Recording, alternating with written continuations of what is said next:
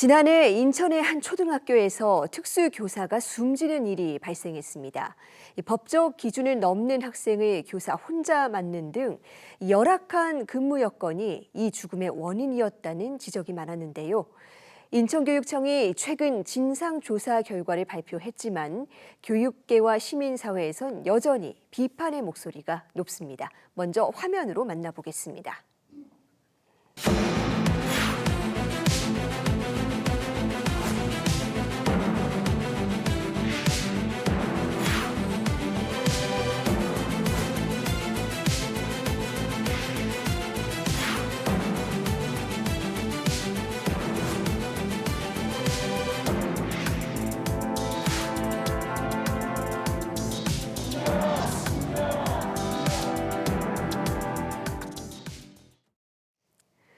네, 인천교육청 진상조사위원회 위원으로 활동한 박현주 위원과 함께 이번 사건에 대해서 조금 더 자세한 이야기 나눠보겠습니다. 위원님 어서 오세요. 예, 당시에도 너무나 안타까웠던 사건으로 기억하는데요. 인천의 한 초등학교에서 장애인을 비롯한 특수교육 대상 학생들 가르치던 선생님께서 세상을 떠나셨던 일이 있었습니다. 9개월 만에 진상조사 결과 나왔는데 왜 이렇게 오래 걸린 겁니까? 네, 작년 선생님이 10월 24일에 돌아가셨고요. 그 이후에 11월 5일 교육감이 교원단체들과 함께 진상조사위원회를 구성하겠다고 해서 만들어진 진상조사위원회가 작년 연말까지 제대로 구성이 되지 못하고 있다가 올해 1월 들어서 본격적인 면담조사가 시작되었습니다. 저희 위원회는 직접적인 조사 권한은 없고 진상조사단이 별도로 꾸려져서 조사와 관련된 모든 직접적인 조사는 조사단에서 했습니다. 돌아가신 분의 사후에 이루어진 조사다 보니 관련자들의 주장이 서로 엇갈리거나 맞지 않는 부분들에 대해서는 더 면밀하게 확인하는 작업이 필요했고, 그러다 보니 인원도 좀 애초에 계획했던 것보다 좀 많아지고 범위도 넓어지면서 길어지게 된 것으로 알고 있습니다. 네, 조사 결과가 아직 공표되지는 않았습니다. 이 조사위원회 위원으로서 자세히 말씀하시기는 어려울 것 같긴 한데요. 어떤 부분을 집중적으로 확인을 했는지, 그리고 이 쟁점을 밝히는 게 왜 중요했는지 설명 부탁드립니다. 네, 보고서에 있는 내용을 현재는 공개가 되기 전이라서 제가 자세하게 내용을 언급할 수는 없지만요. 이 사건이 오랜 시간 동안 길어지면서 언론에 수차례 보도된 공개된 사실들이 있습니다. 그래서 그런 사실들에 관련해서 세세한 확인이 필요했고, 구체적인 이제 언론에 공개된 내용들을 보자면 특수학급 신증설 감축과 관련해서 어떤 문제는 없었는지, 그리고 감축 이후에 바로 과밀학급이 되었는데 과밀학급에 대한 교육청의 조치는 어땠는지, 그다음에 또 과밀학급이 되고 나서 학교 관리자와 교사가 지속적으로 학교 현장의 어려움을 호소했는데 그리고 또 교사 증언도 같이 요구했는데 그에 대해서 어떻게 대응했는지, 그리고 그런 과정에서 교사는 어떤 고충과 어려움이 가중되었는지, 그리고 증설은 또 왜 안 되었는지, 이런 것들에 대한 조사를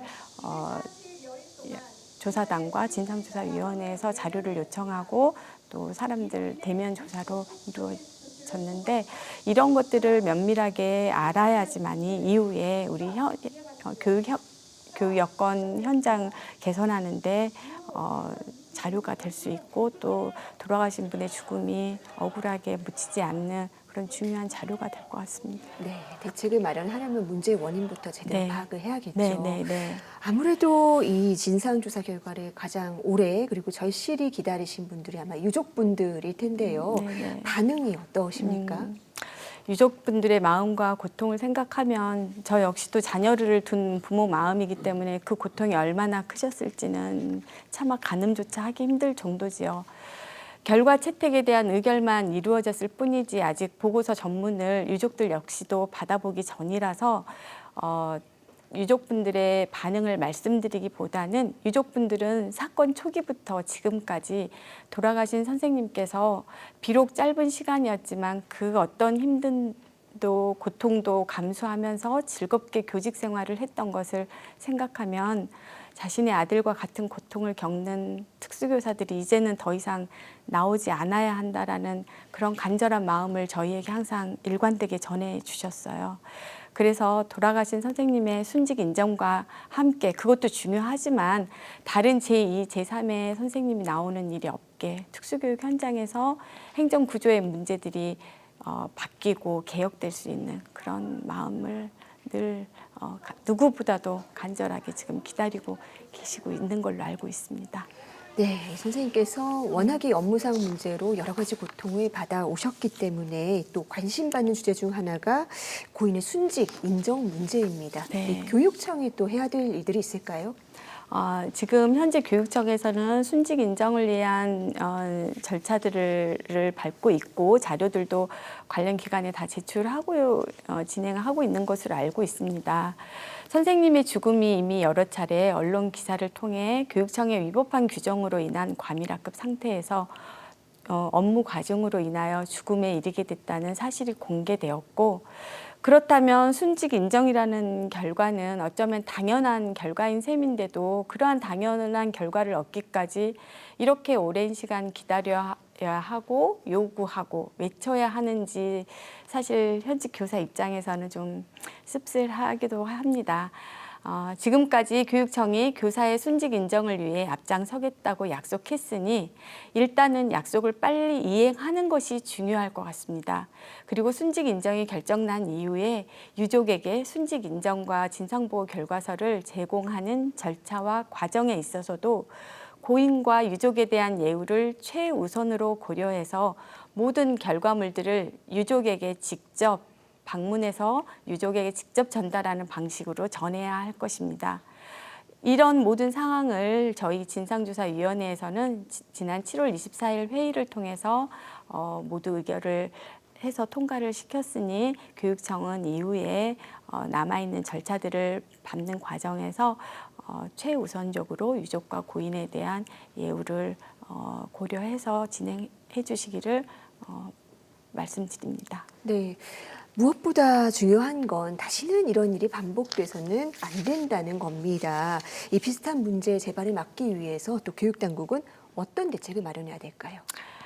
네, 이번 일은 학교 현장에서 학생들과 교육 본연의 임무에 성실하고 충실하게 무던히도 애쓰고자 노력했던 교사가 여러 차례 교육청에 도움을 요청했는데도 불구하고 그것이 번번이 벽에 부딪히고 절망하면서 결국에는 스스로 죽음을 선택하고 나서야 세상이 선생님의 고통에 귀를 기울인 그런 예입니다. 한 교사가 죽음에 이르기까지 그 과정을 자세히 들여다보면 학교와 교육청이라는 교육 행정 시스템 안에서 충분히 예견하고 막을 수 있는 여러 번의 기회들이 있었다는 것이 읽혀지고, 또 반대로 그런 기회들이 막혀 있는 것도 동시에 읽혀집니다.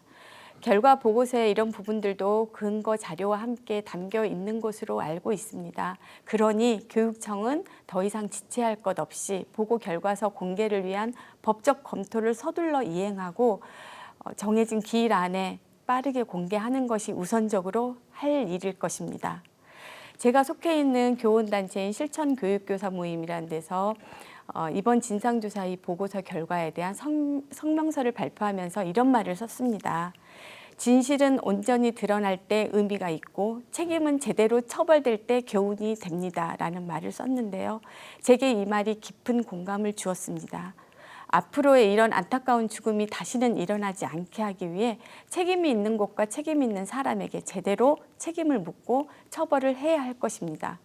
개인이 물어야 할 책임과 기관이 나서서 책임져야 할 부분들을 엄중하게 묻고 따지는 일은 앞으로의 재발 방지를 위해 매우 중요한 첫발입니다. 학교 현장을 지원하고 정책을 만들고 실행해야 하는 교육청 담당자들이 학교와 교사의 지속적인 요청을 외면하고 무시함으로써 현장과의 불통을 가져왔고, 그로 인해 개인이 감당할 수 없는 지경까지 갔는데도 외면했습니다. 이는 책임 있는 자리가 지녀야 할 엄중함을 무시한 결과입니다. 잘못이 드러난 관련자와 책임자에게 책임을 묻고 징계를 하는 것은 개인에 대한 단순한 처벌이 아니라 책임 있는 기관과 자리에 대한 엄중함을 묻는 것이니 있습니다. 그리고 이후에는 선생님의 죽음을 단순히 개인 사건으로 처리하지 말고 특수교육 구조를 개혁할 수 있는 계기로 삼고 제도와 정책들을 다시 처음부터 고쳐서 더 이상 낡은 관행과 위법 행위가 일어나지 않게 필요한 정책들을 고쳐 나가야 할 것입니다. 네, 특수교육의 열악한 여건은 정말 우리 교육에서 고질적인 문제입니다. 비슷한 일이 반복되지 않도록 철저한 대책 내놓고 교육당도 꾸준히 관심을 기울일 필요가 있어 보입니다. 위원님 오늘 말씀 잘 들었습니다. 감사합니다. 네, 고맙습니다.